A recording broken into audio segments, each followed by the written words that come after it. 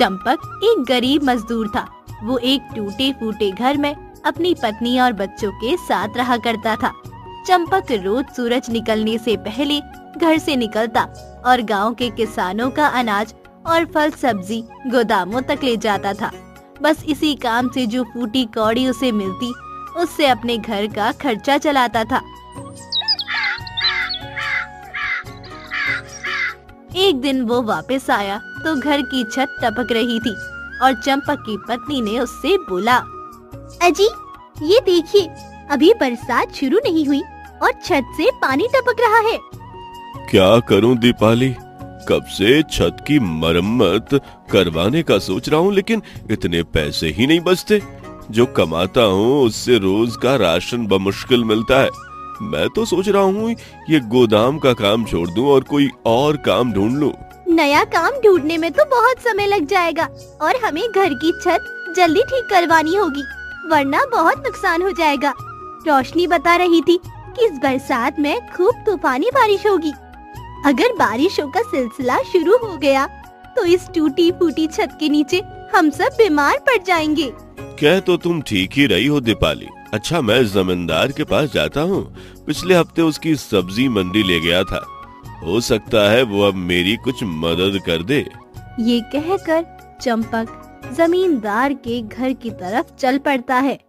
नमस्ते जमींदार जी, कैसे हैं आप? क्या मैं अंदर आ जाऊं?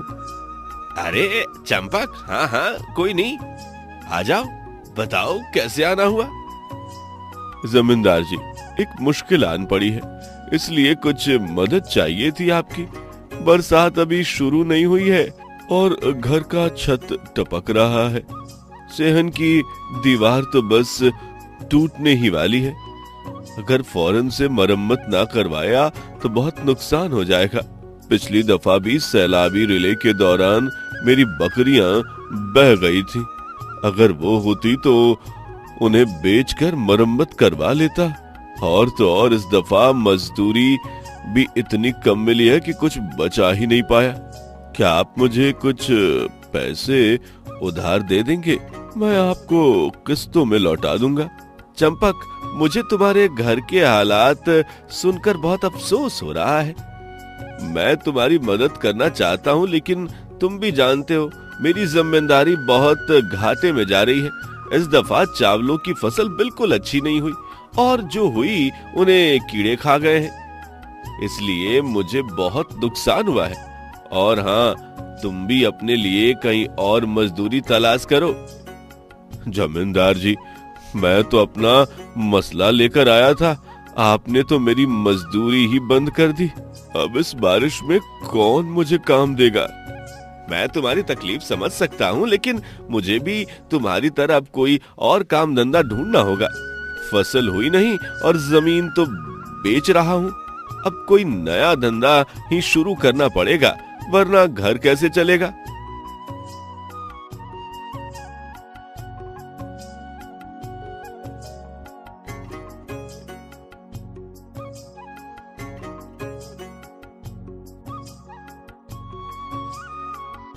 रास्ते में उसे कुछ मजदूर खेतों में काम करते हुए नजर आते हैं और खेतों के मालिक उन्हें काम करते हुए देख रहा होता है।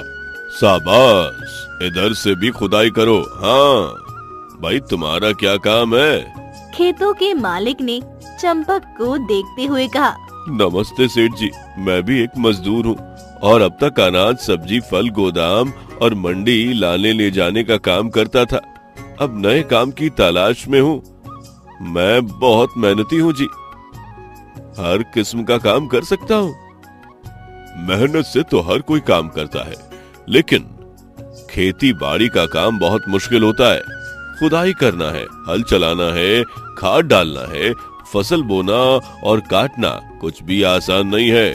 सभी काम मेहनत मांगते हैं। जी बिल्कुल, ऐसे ही है। क्या इनमें से कोई भी काम आपके पास है? काम तो बहुत हैं, लेकिन मेरे पास पहले से बहुत से मजदूर हैं। तुम ऐसा करो, जब अनाज तैयार हो जाए तो इसे गोदाम पहुंचाने के लिए आ जाना। वैसे भी तुम यहाँ काम पहले भी कर चुके हो। लेकिन सेठ जी, अनाज की तैयार होने में तो बहुत समय बाकी है। अभी मुझे तो काम की अभी जरूरत है। अभी तो कोई काम नहीं है तुम्हारे लिए, तुम कटाई के मौसम में आना। ये कहकर खेतों का मालिक चल पड़ता है और चंपक काम की तलाश में दोबारा निकल पड़ता है।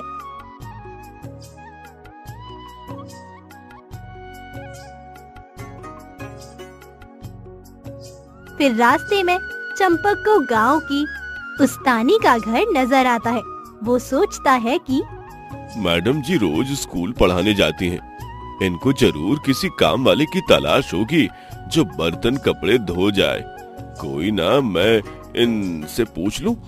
ये सोचकर चंपक गांव की टीचर के घर का दरवाजा बजाता है। नमस्ते मैडम जी, मैं चंपक हूँ। हाँ जी चंपक, बताए कैसे आना हुआ? मैडम, क्या आपके घर में कोई काम करने वाला चाहिए? मैं सब काम कर लेता हूँ। झाड़ू लगाना, खाना बनाना, कपड़े और बर्तन धोना, ये सब मेरे एक हाथ का काम है। मेरे पास तो पहले ही एक काम वाली मौजूद है, वरना मैं आपको रख लेती।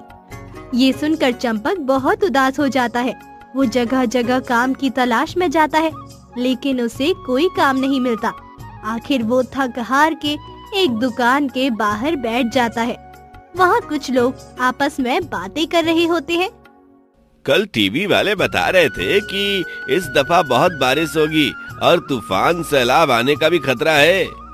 अरे टीवी वाले तो कुछ भी बोलते रहते हैं, हमें ऊपर वाले से अच्छे की उम्मीद करनी चाहिए। पिछली दफा बताया कि सावन में कोई खतरे की बात नहीं है, लेकिन तुम्हें याद है कि मेरे सारे माल मवेशी सैलाब में बह गए थे। हाँ हाँ, तुम तो ठीक कहते हो। उनकी बातें सुनकर चंपक की परेशानी और चिंता मजीद बढ़ जाती है और वो वहाँ से कुछ खाए पिए बगैर घर चला जाता है। चंपक मन ही मन में सोचता है कि दीपाली कितनी पुरुम्मीद थी कि मुझे काम मिल जाएगा। अब मुझे बगैर किसी अच्छी खबर के आते देखकर कितना मायूस होगी।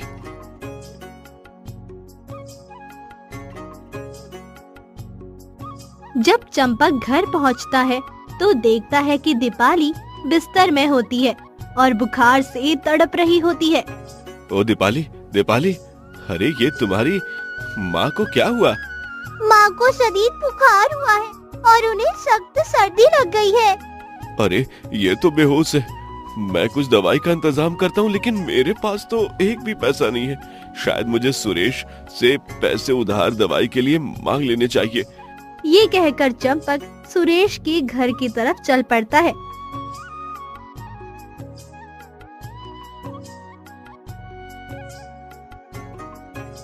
और उसके दरवाजा खटखटाता है। कुछ देर बाद सुरेश घर से बाहर आता है। अरे चंपक मियाँ, इस वक्त खैर है, कैसे आना हुआ? क्या बताऊं सुरेश, दीपाली बुखार से तप रही है और मेरे पास दवा लाने के पैसे भी नहीं है। अगर तुम मुझे कुछ पैसे उधार दे दो तो मैं दवाई और डॉक्टर दोनों का इंतजाम कर लूं।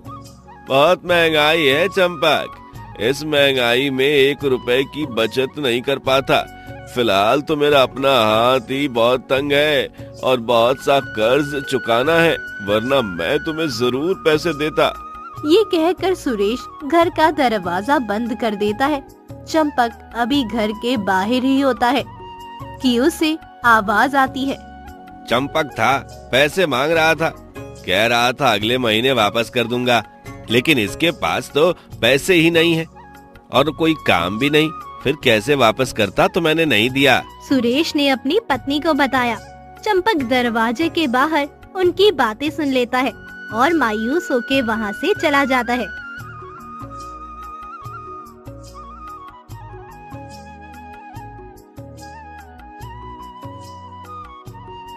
फिर वो सेठ जी के घर चला जाता है। अरे तुम तो वही हो जिसे मैंने बताया था कि मेरे पास अभी कोई काम नहीं है। तुम फिर आ गए। नहीं सेठ जी, काम के लिए नहीं आया। मेरी पत्नी बहुत सख्त बीमार है, उसके लिए दवाई का इंतजाम करना है। मेरे पास 1 रुपया भी नहीं है। अगर आप कुछ मदद कर दें तो आपका ये एहसान जिंदगी भर नहीं भूलूंगा और दवाई के पैसे भी अगले महीने लौटा दूंगा। तुम जानते हो मेरे पास तुम्हारे जैसे बहुत से मजदूर हैं। रोज कोई ना कोई बहाना बना के मुझसे पैसे ले जाते हैं। अब भला मैंने कोई कर्ज देने का ठेका ले रखा है क्या? हाँ? लोगों को इस बात का ख्याल रखना चाहिए, क्योंकि पैसे तो पेड़ों पर लगते नहीं। इस तरह रोज रोज लोगों को कर्ज देता रहूं तो मैं एक दिन खुद सड़क पर आ जाऊंगा। माफ करना, इस वक्त मैं तुम्हारी मदद नहीं कर पाऊंगा। कोई बात नहीं सेठ जी, जो ऊपर वाला चाहेगा वही होगा। अच्छा, मैं चलता हूँ। चंपक घर की तरफ चल पड़ता है और सोचता है, इस जमाने में कौन किसकी मदद करता है? सबको अपनी अपनी पड़ी हुई है। मैं भी पागल हूँ जो लोगों से मदद मांगने निकल पड़ा। चंपक अपनी सोच में चला जा रहा होता है कि रास्ते में एक पत्थर से टकराकर नीचे गिर जाता है और अपने होश खो बैठता है। थोड़ी देर बाद एक बुढ़िया उस रास्ते से गुजरती है। वो चंपक को बीच रास्ते में पड़ा देखकर परेशान हो जाती है। बेटा, क्या हुआ? अरे ये तो बेहोश है और बुखार में तड़प रहा है। ऊपर से बारिश भी होने वाली है। शायद मुझे इसकी मदद करनी चाहिए। बुढ़िया खुद से बातें कर रही होती है। वो चंपक को अपने घर ले जाती है और उसके सिर पर ठंडी पट्टियां रखती है। थोड़ी देर बाद चंपक होश में आ जाता है और पूछता है, ये मैं कहाँ आ गया हूँ? मैं तो दवाई की तलाश में निकला था। और अब कौन है? मैं यहाँ कैसे आया? बेटा, तुम सड़क के बीचों बीच बेहोश पड़े थे। ऊपर से बारिश का मौसम था तो मैं तुम्हें अपने घर ले आई।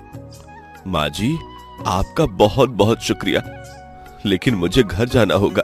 बेटा, क्यों इतनी जल्दी कर रहे हो? तुम्हें अभी आराम की जरूरत है। तुम्हारा अभी बिस्तर से उठना ठीक नहीं है। अभी आराम करो, सुबह चले जाना। आप मुझे भली औरत मालूम होती हैं। ऊपर वाला आपको खुश रखे।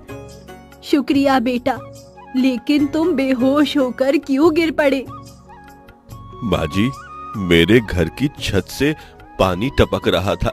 बरसात के डर से मैंने सुबह से घर की मरम्मत का बंदोबस्त करने निकला हुआ था। मेरी बीवी बीमार हो गई। बस उसी की दवाई के लिए लोगों से उधार मांग रहा था कि न जाने खुद कब बेहोश हो गया, और अब आँख खुली तो आपके घर में हूँ। फिर तो बेटा तुम्हें जल्दी जाना चाहिए। ये ना हो तुम्हारी पत्नी की तबीयत ज्यादा खराब हो जाए। मेरे पास कुछ पैसे हैं, तुम ले जाओ और उनसे दवाई खरीद के ले जाओ। माँ जी, आपका बहुत शुक्रिया। आजकल के जमाने में कोई अपना भी किसी की मदद नहीं करता, और आप एक अनजान आदमी की मदद कर रही हैं। बेटा, हम इंसान इस दुनिया में एक दूसरे की मदद करने के लिए है, वरना फिर इंसान और जानवर में क्या फर्क रह जाएगा? ठीक कह रही हैं आप। मैं ये पैसे अभी ले तो रहा हूँ, लेकिन जरूर लौटा दूंगा। हाँ हाँ, कोई बात नहीं बेटा, तुम भी मेरी तरह किसी और की मदद कर देना। ये कहकर बुढ़िया चंपक को एक थैली देती है। वो बुढ़िया का शुक्रिया अदा करता है और अपनी पत्नी के लिए डॉक्टर और दवाई का इंतजाम करता है। कुछ दिनों बाद उसकी पत्नी ठीक हो जाती है और बुढ़िया की दी हुई थैली में दीपाली के इलाज के बाद भी बहुत से पैसे बच जाते हैं। दोनों पति पत्नी उन पैसों से एक पकोड़ों की दुकान लगाते हैं। गांव क्या, गांव के इर्द गिर्द के सभी लोग उस दुकान के पकोड़े खाने के लिए आते हैं। एक दिन सुरेश उसकी दुकान के करीब से गुजर रहा होता है। अरे भैया सुरेश, कहाँ जा रहे हो? लगता है बहुत जल्दी में हो। या कुछ पकौड़े लेते जाओ, रास्ते में खा लेना। भैया, मेरा बेटा सख्त बीमार है, उसी की दवा के लिए कुछ पैसे उधार मांगने जा रहा हूँ। चंपक, तुम्हें याद है एक दफा तुम पैसे उधार मांगने आए थे? उस दिन मेरे पास पैसे थे, लेकिन अपनी कंजूसी की वजह से तुम्हारी मदद नहीं की, और देखो अब मुझे उसकी सजा मिल रही है। अरे नहीं सुरेश, ऐसी कोई बात नहीं। मेरे पास कुछ पैसे हैं, तुम्हें किसी और से पैसे मांगने की जरूरत नहीं। तुम अपने भाई से पैसे ले जाओ, जब दिल चाहे वापस कर देना। लेकिन मैं अपनी गलती की वजह से बहुत शर्मिंदा हूँ। उस वक्त पैसे दे देने चाहिए थे। कोई बात नहीं भैया, रात गई बात गई। ऊपर वाला तुम्हारे बच्चे को सेहत दे। फिर चंपक सुरेश को कुछ पैसे देता है और वो खुशी खुशी अपने बेटे के लिए दवाएं लेने के लिए चला जाता है। कुछ दिन बाद एक आदमी काम से थका हारा चंपक की दुकान पर आता। भाई, एक प्लेट पकौड़ी और एक कप चाय देना। अरे जमींदार जी, आप कैसे हैं? आपका नया कारोबार कैसा चल रहा है? कौन सा कारोबार चंपक? कारोबार तो बना ही नहीं। जमीन जिसको बेची वो तो ठग निकला और मेरे पैसे और जमीन के कागजात लेके भाग गया। शायद तुम गरीब की बद्दुआ लग गई। अगर उस दिन तुम्हारी छोटी सी मदद कर देता तो आज ये हालत नहीं होती। नहीं साहब जी, मैंने कोई बद्दुआ नहीं दी आपको। रोजी रोटी में उतार चढ़ाव तो आता ही रहता है। मेरे पास अब पैसे तो रहे नहीं। अगर तुम्हें किसी दुकान का पता हो जिन्हें मुलाजिम की जरूरत हो तो मुझे जरूर बताना। जमींदार जी, ऊपर वाले की कृपा से मेरा कारोबार बहुत अच्छा जा रहा है। मैं कुछ दिनों तक एक और दुकान खोलने जा रहा हूँ, तो आप वहाँ मुलाजमत कर सकते हैं। बहुत शुक्रिया चंपक, तुम एक भले आदमी मालूम होते हो। जमींदार पकोड़े खाने के बाद चला जाता है। चंपक और उसकी पत्नी भी शाम को दुकान बंद करके अपने घर की ओर निकल पड़ते हैं। चंपक की पत्नी रास्ते में उससे पूछती है, चंपक, बहुत दिन हो गए। अब तो हमारा कारोबार बहुत अच्छा चल रहा है। तुम्हें उस नेक बुढ़िया के घर जाना चाहिए और उसका पैसा उसे वापस कर देना चाहिए। हाँ दीपाली, तुम ठीक कहती हो। मैं सुबह ही जाऊंगा और उस बुढ़िया को उसके पैसे वापस करके आऊंगा और साथ में दोबारा शुक्रिया भी अदा कर दूंगा। सुबह होते ही चंपक उस बुढ़िया के घर की तरफ चल पड़ता है।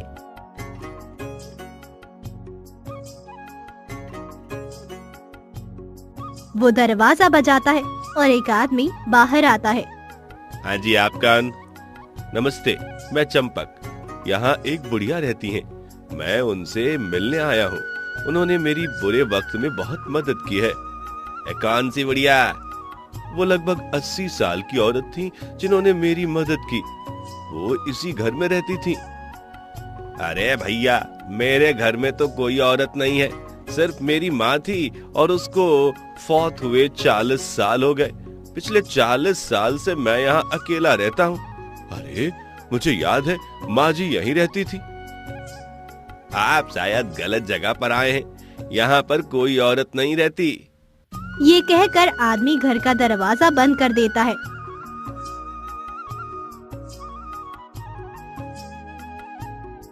और चंपक हैरान परेशान घर वापस आ जाता है। घर पहुंचते ही दीपाली उससे पूछती है, हाँ जी, पैसे वापस कराए?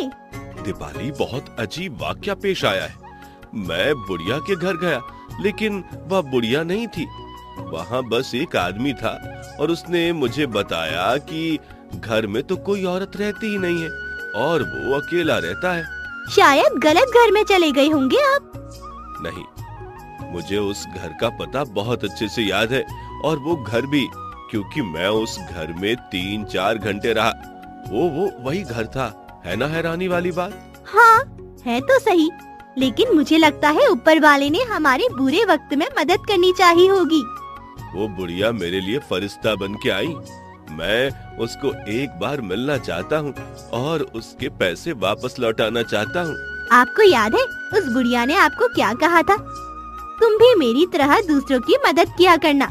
अब हम उसे ढूंढ तो नहीं पाए, लेकिन मेरा ख्याल है हमें ये पैसे दूसरों की मदद के लिए खर्च करने चाहिए। हाँ, ये बात तुमने सही कही। शायद मुझे यह कर्ज ऐसे ही चुकाना चाहिए। चंपक उन पैसों से गरीबों की मदद करता है और उसके बाद भी वो हमेशा अपनी दुकान में से कुछ हिस्सा गरीबों के लिए रखता था और उसकी इस नेकी की वजह से उसका कारोबार दिन ब दिन बढ़ता गया।